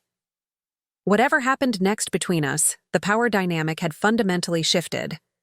James could no longer position himself as the successful provider gracing his kindergarten teacher wife with a lifestyle she couldn't possibly achieve on her own. My father found me still sitting on my bed, staring at Victoria's email. "Bad news?" he asked, noting my expression. "James has been placed on administrative leave," I told him. "He apparently threatened Victoria after your meeting yesterday." My father's eyebrows rose. "That was unwise." To put it mildly, I looked up at him. "Dad, did you know this would happen? When you bought the building?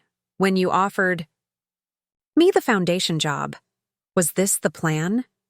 He sat beside me, his expression serious.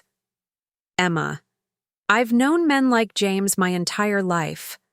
Men who believe their education, their connections, their particular kind of intelligence makes them superior. To people like me, I didn't need to plan anything. Men like that eventually self-destruct when their assumptions are challenged. So the building purchase, the foundation offer, that wasn't about James at all?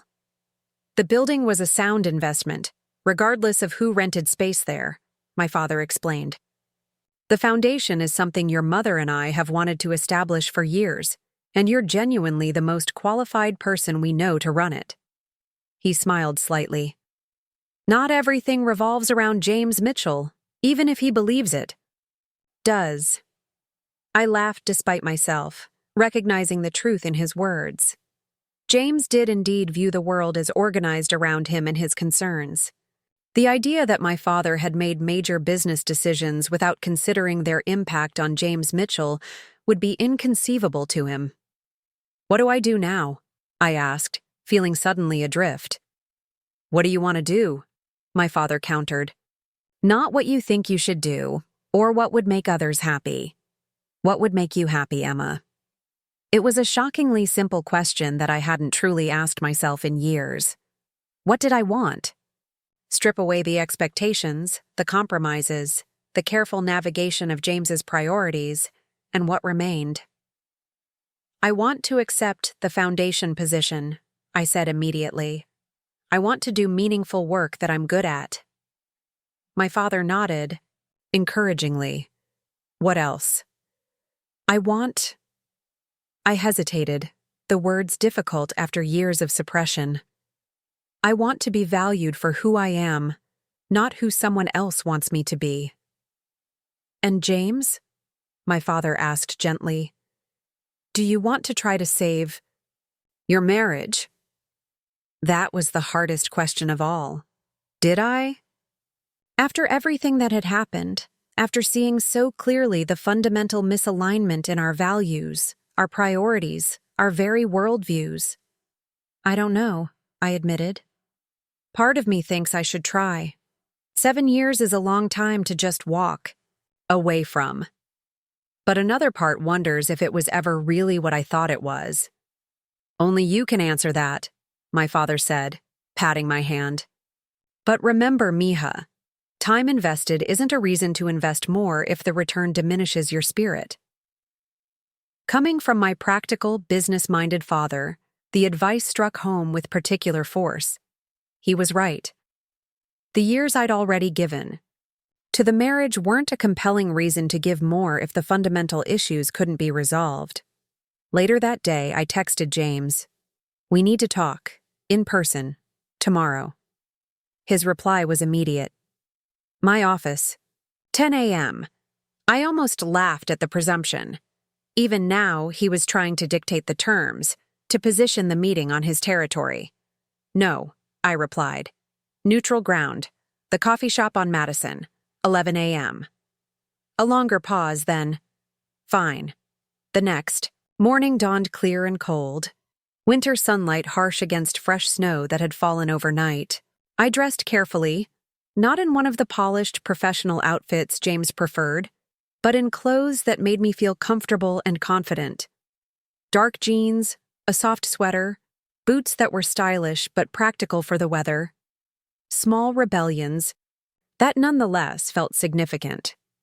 I arrived at the coffee shop a few minutes early, selecting a table in the corner that offered some privacy without complete isolation. James arrived precisely at 11, his punctuality one constant in a sea of change. He looked different. His usual immaculate appearance slightly diminished, shadows under his eyes suggesting sleepless nights, a tension in his movements that hadn't been there before. "Emma," he said, sliding into the seat opposite mine without removing his coat, as if uncertain he'd be staying long. "James," I replied, pushing a cup toward him.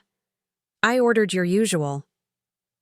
He looked momentarily surprised by the consideration, then nodded his thanks. "You've heard?" "About the administrative leave?" "Yes." His jaw tightened. Victoria overreacted. She'll realize her mistake when clients start asking questions. Even now, he couldn't see it, couldn't recognize that his approach had fundamentally failed, that the world was changing around him while he remained rigidly committed to an outdated paradigm.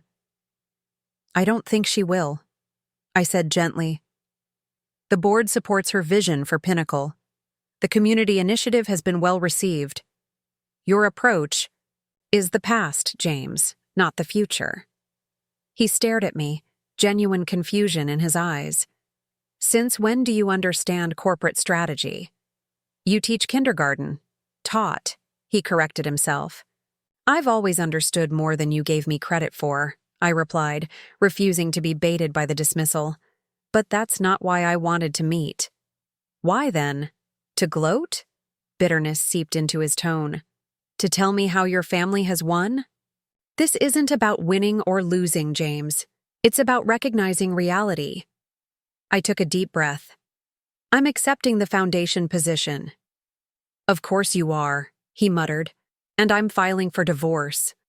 That caught him off guard. He set down his untouched coffee, genuine shock registering on his face. "What?" "I think we both know this isn't working," I said quietly. "Hasn't been working for a long time. Because of one fight? One professional setback? That's it? 7 years just discarded?" "No. Because of fundamental differences in how we see the world, how we treat people, what we value." I met his gaze directly. "I can't be with someone who looks down on my family, who sees relationships as transactions, who measures people's worth by their utility to him. James leaned forward, something like panic flashing in his eyes. People change. Emma, I can change. Can you? I asked simply. Because from where I'm sitting, even after everything that's happened, you still don't see the real problem. You still think Victoria overreacted. You still think my father orchestrated some elaborate plot against you. You still think I couldn't possibly understand corporate strategy. He had no immediate reply to that, perhaps recognizing the truth in my assessment. I don't hate you, James, I continued more gently. I think you're brilliant in many ways, driven, focused, determined. But those qualities have hardened into something rigid and unyielding. You can't adapt, can't consider that other perspectives might have value. And your father's perspective is inherently superior because he built his business from nothing? James challenged, a flash of the old arrogance returning. No, it's valuable because it's different from yours, because it considers more than just profit margins and shareholder value, because it recognizes that businesses exist within communities, not above them. James stared into his coffee cup for a long moment. When he looked up, something had shifted in his expression, the calculation replaced by something that might have been genuine regret. I never meant to hurt you, he said quietly. I thought I was building something for us. I know, I replied, and I did. James wasn't a villain in his own mind. He was the hero of his story, making necessary sacrifices for a greater goal. The tragedy was his inability to see that others might not share his vision or values. What happens now? He asked, suddenly looking lost. We move forward separately, I said gently. I'll have my lawyer contact yours. We can keep it civil, straightforward. He nodded slowly, the fight gone out of him. And Pinnacle? The foundation? Those aren't your concern anymore, I reminded him. You'll find your path, James. You always do. As we said our goodbyes outside the coffee shop, snow beginning to fall again in gentle flakes, I felt not triumph, but a quiet certainty that I was finally choosing my own path. The road ahead wouldn't be easy. Divorce never is. New careers bring challenges, family dynamics evolve. But for the first time in years, I was walking forward as Emma, not as an extension of James Mitchell's ambitions. 3 months later, seated in my new office at the Reyes Community Foundation, looking out over downtown Westlake with a clear view of Oakwood Tower, I knew I'd made the right choice. Sometimes the most powerful thing you can do isn't to win an argument or prove someone wrong. Sometimes it's simply to walk away with your dignity intact toward a future you've chosen for yourself. Up next, you've got 2 more standout stories right on your screen. If this one hit the mark, you won't. Want to pass these up? Just click and check them out.